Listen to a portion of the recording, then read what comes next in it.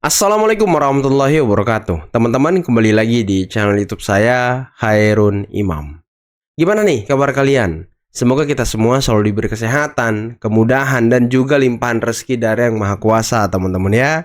Nah, di video kali ini, lagi-lagi teman-teman, kita akan melihat bagaimana wajah pucat, ketakutan, tertekan, frustasi dari Roy Suryo. Dan untuk kesekian kalinya, Roy Suryo meminta bantuan, ngemis, tolong ke Pak Prabowo. Dan juga Roy Suryo mulai nih menyebarkan narasi bahwa jangan sampai dia dikriminalisasi. Waduh. Saya pikir mentalnya mental baja ya kan. Rupanya, susah teman-teman ya jadi pembenci Pak Jokowi ya. Mental kerupuk semuanya. Nah, selain itu teman-teman, kalau kalian ingat kemarin Purnawirawan Jenderal TNI Tri Sutrisno itu kan ikut setuju sepakat dengan salah satu poin Purnawirawan Jenderal yang ingin memakzulkan Gibran. Tapi naasnya, sayangnya, anaknya sendiri, anak dari Tri Sutrisno, dimutasi dari jabatannya di TNI. Dan saya baru tahu loh ternyata anak Tri Sutrisno ini Jenderal Bintang 3 teman-teman. Wah, luar biasa jabatannya, luar biasa pangkatnya. Tapi sekarang ya jabatannya dicopot, digantikan mantan ajudan Pak Jokowi. Aduh, nasib. Dan terakhir, kita akan merespon kalimat-kalimat yang tidak sopan yang dilontarkan oleh gerombolan pembenci kepada Pak Jokowi. Dan video-video ini saya mendapatkan kiriman dari teman-teman yang ada di media sosial. Oke, sebelum kita mulai videonya, jangan lupa like, subscribe, dan share. Dan tanpa perlu berlama-lama lagi, mari kita mulai videonya berikut ini. Ya, jadi dengan begini nanti seluruh rakyat Indonesia itu bisa menyaksikan bagaimana seorang pelapor itu harus membuktikan juga bahan-bahan yang dia miliki. Dalam hal ini adalah ijazahnya yang kita pertanyakan ataupun kita duga itu tidak benar alias palsu. Jadi saya kira bagus, Mbak. Jadi lanjutkan saja dan nanti kita uji dengan teknologi, kita uji dengan kebenaran. Dan mohon untuk tidak ada kriminalisasi. Loh, bentar. Mohon untuk tidak ada kriminalisasi. Ini mah lagu lama, kasetnya juga lama. Inilah ya ucapan orang-orang yang tidak ingin mempertanggungjawabkan perbuatannya. Selalu berlindung di balik ucapan, kalimat yang ya kayak kriminalisasi lah, apalah. Jadi seolah-olah nanti kalau mereka kalah di pengadilan itu adalah kriminalisasi. Aduh, udah kebaca permainannya rupanya si Roy. Sekarang sudah berubah dan kita harapkan presiden baru kita, Presiden Prabowo Subianto tidak membiarkan anak-anak bangsanya diadu domba oleh karena persoalan-persoalan yang tidak jelas ini. Diadu domba oleh persoalan-persoalan yang tidak jelas. Nah, ini coba kalian komen yang nonton video ini. Coba kalian komen di bawah siapa yang selama ini mengadu domba rakyat dan anak bangsa. Apakah Roy Suryo atau Pak Jokowi yang selama ini menghasut menuduh orang yang tidak? Siapa teman-teman? Roy Suryo. Aduh, coba kalian lihat senyumnya. Ngeselin kan? Senyumnya itu ngeselin. Oh iya. Strategi apa sih yang dilakukan? Nggak ada strategi apa-apa. Strateginya hanya berdoa pada Tuhan Yang Maha Kuasa dan terima kasih atas dukungan masyarakat. Itu aja. Waduh. Dukungan masyarakat. Masyarakat yang mana gitu? Yang mana masyarakatnya, Roy? Hukum mati Jokowi. Apa-apaan ini? Kuasa hukum kita hebat.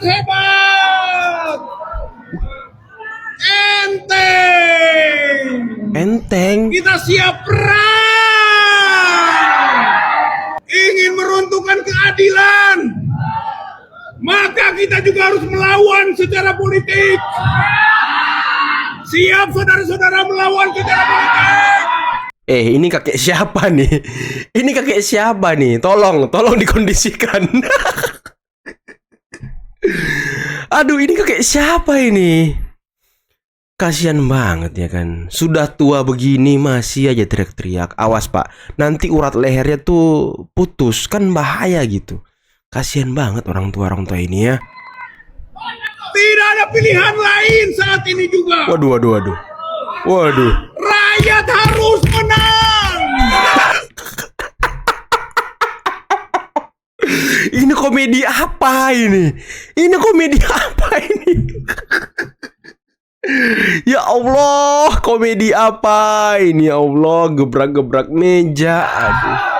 Oligarki harus kalah. Padahal rakyat sudah menang. Prabowo Gibran itu adalah kemenangan rakyat.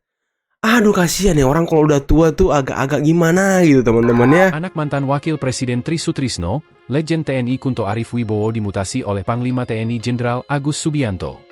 Adapun mutasi kali ini menjadi sorotan di tengah vokalnya Tri Sutrisno merestui pemakzulan Wapres Gibran Rakabuming Raka. Panglima TNI Jenderal Agus Subianto mengungkap penyebab mutasi dilakukan.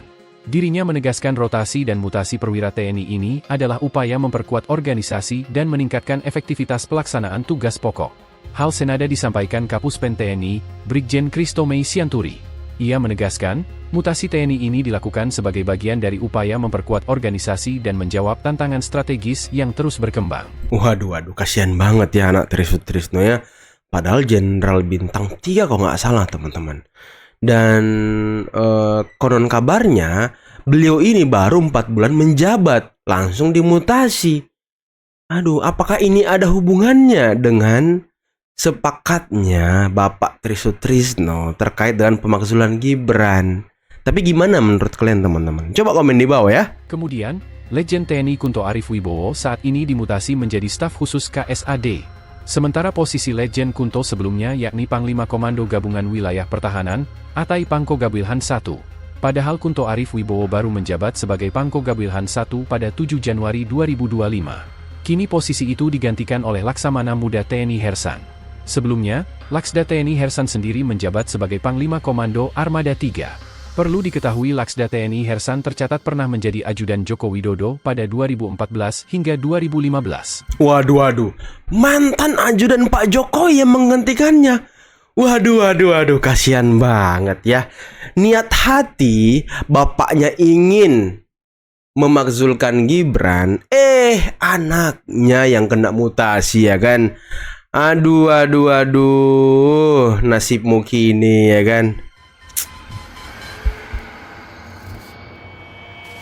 Karena semua sudah pidato, saya ingin pidato kepada Joko Widodo. Nah, apa ini? Saya tadi melihat foto ini sangat menarik. Hanya foto Widodo yang wajahnya sudah gelap. Bentar, hanya Joko Widodo yang wajahnya gelap. Apakah bapak yang ngomong di panggung itu wajahnya nggak gelap juga? Hah? Kok bisa ngomong begitu Anda ini? 4 foto lain wajahnya cerah ceria. Oh, foto. Ada foto berarti di situ, guys. Ini mungkin kebetulan, tapi mungkin Allah sudah menurunkan sinar kegelapan ke wajah Joko Widodo. Ini lebay nih. Bawa-bawa Allah lagi. Katanya menurunkan cahaya kegelapan. Aduh.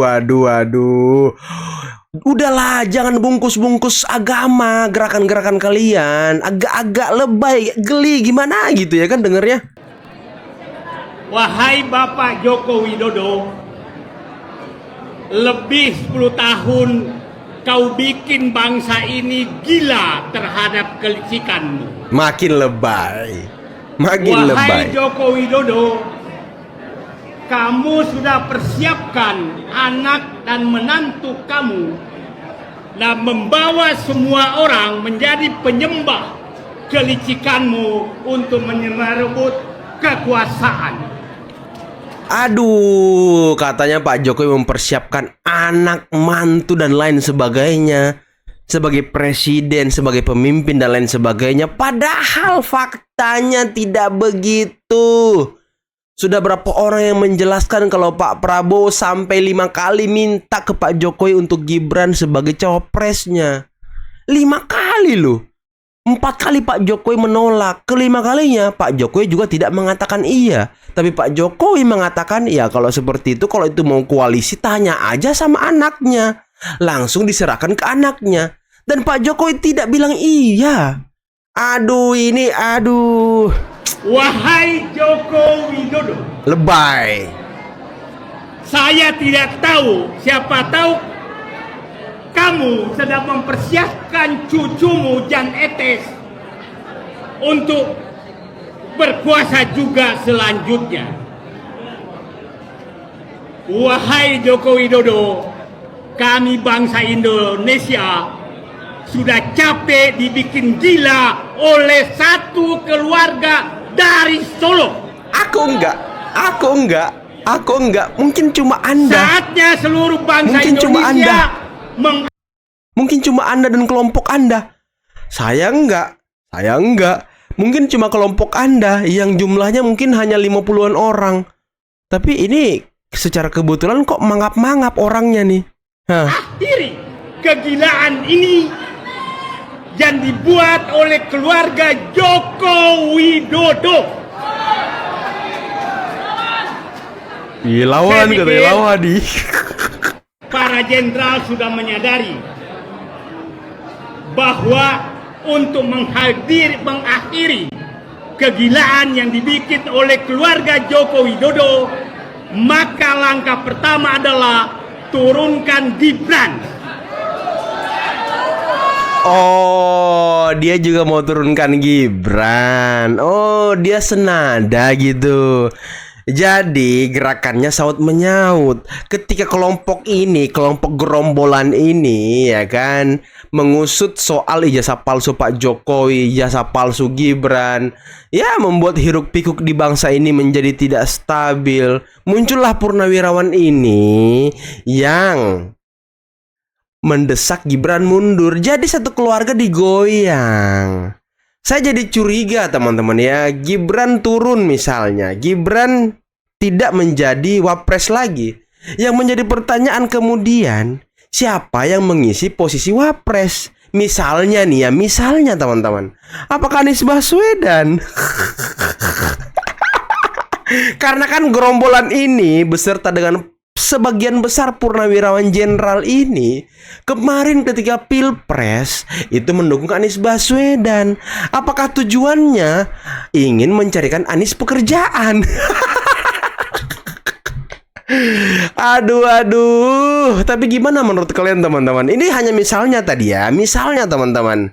Ya, saya curiga ini ada operasi dari mantan TNI untuk mencarikan Anies pekerjaan. Waduh. Setelah itu kita amputasi semua segala kekuasaan Joko Widodo yang selama lebih 10 tahun ini membikin gila seluruh bangsa Indonesia oleh satu keluarga dari Solo. Pak Joko Widodo sampai ketemu di akhirat dan pertanggungjawaban kerusakan bangsa ini yang melakukan. Misalnya nih ya, misalnya kalau kita ketemu di akhirat bersama Pak Jokowi, misalnya, dan akhirnya yang menebarkan fitnah selama ini ternyata kelompok mereka dan mereka yang diazab, kita bisa ketahuin rame-rame nggak sih? Dan kita putarkan rekaman-rekaman obrolan-obrolan mereka ini ya kan? Bisa nggak sih kayak gitu ya kan? Biar kita puas gitu. Nanti kita bisa minta mungkin ke Allah ya. Terima kasih. Assalamualaikum warahmatullahi wabarakatuh. Abraham Samad yang sering tampil dalam podcast untuk tujuannya kalau kata Pak Prabowo podcast virtual kita. Kali ini nampaknya tidak bisa kita kategorikan sebagai orang yang netral. Ia terjebak dalam konspirasi membela para aktivis yang dianggapnya adalah ekspresi untuk mengungkapkan kebebasan berpendapat.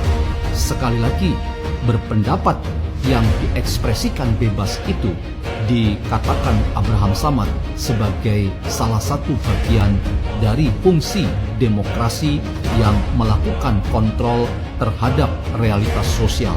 Dalam konteks ini, kebebasan berekspresi itu dinampakkan ketika para aktivis itu mengatakan Jokowi memiliki ijazah palsu. Saya katakan ini sesat berpikir karena di pihak lain ia mengatakan bahwa Jokowi dan laporan kepolisian yang dibuatnya bersama tim kuasa hukumnya itu harus disebut sebagai pelanggaran hukum. Dua hal yang sulit untuk didudukkan secara baik, oleh karena di satu sisi ia mengatakan Jokowi dan laporan kepolisiannya melanggar hukum, tetapi di sisi lain ia mengatakan bahwa apa yang dilakukan oleh orang-orang seperti Roy Suryo, Rizal Fadila, Kurnia, dan Rizwan Syahipar itu adalah bentuk kebebasan berekspresi. Emang udah rada-rada Bram Samad ya. Tetapi yang ia lupakan dalam konteks ini, yang Abraham Samad lupakan, bahwa kebebasan ekspresi itu tidak boleh melanggar hukum.